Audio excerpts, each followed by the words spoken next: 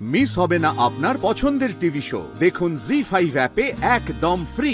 Sir, আপনার মনে আছে আপনি শ্যামলীকে বলেছিলেন যে যেন আপনার মঙ্গল কামনা করে শ্যামলী যেন মহেশ্বরের মাথায় জল না ঢালে।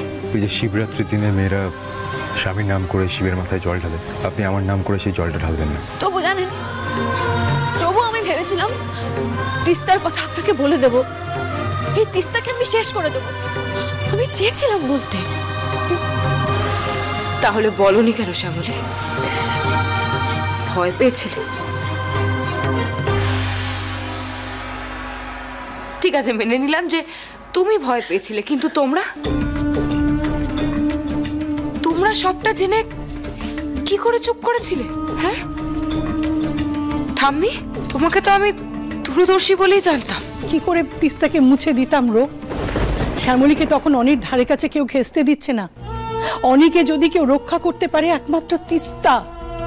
কিন্তু পরিস্থিতি যখন বদলে গেল, আমি তো বললাম যে তিস্তার আর কোনো দরকার নেই। ও তো এসেই বলেছিল যে তিস্তা দিল্লি চলে যাচ্ছিল, বলেনি? তারপর যা হলো। স্যার, স্যার আমি ভয় পেয়েছিলাম স্যার, আমায় ক্ষমা করে দিন। আপনি বলুন, আপনি আমাকে ভুল বুঝবেন না, আমায় ক্ষমা করে দেবেন। বলুন না স্যার, বলুন না, আমায় ক্ষমা করে দেবেন। অনেক উপকার করেছো তুমি শ্যামলী, আর না। এখন তো মনে হয় তৃষা অরুর কথাই ঠিক। অনেকে বিপদে ফেলা, বিপদ থেকে উদ্ধার করা, এই সবকিছু তোমার সাজানো।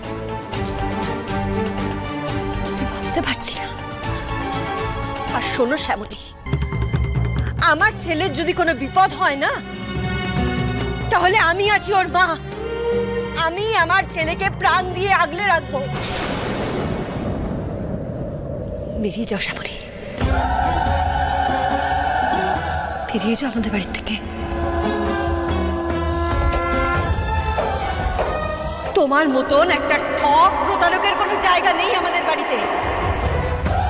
বেরিয়ে যাও, এই মুহূর্তে বেরিয়ে যাও বলছি আমি শ্যামলী, বেরিয়ে যাও তুমি। না না, হয় না, এভাবে হয় না, এভাবে বলো না। দাদু ভাই তুমি কিছু বলো, তুমি বলো তুমি চাও না, তুমি আটকাও, আমাকে বোঝাও দাদু ভাই। অনি, মায়ের কথা না শুনে এই মেয়েটার প্রতি কৃতজ্ঞতা দেখাতে গেছিলি তো? পেলি তো তার দাম। আর কিছু বলবি অনি? মামুনিকে এখনো কিছু বলতে চাস তুই?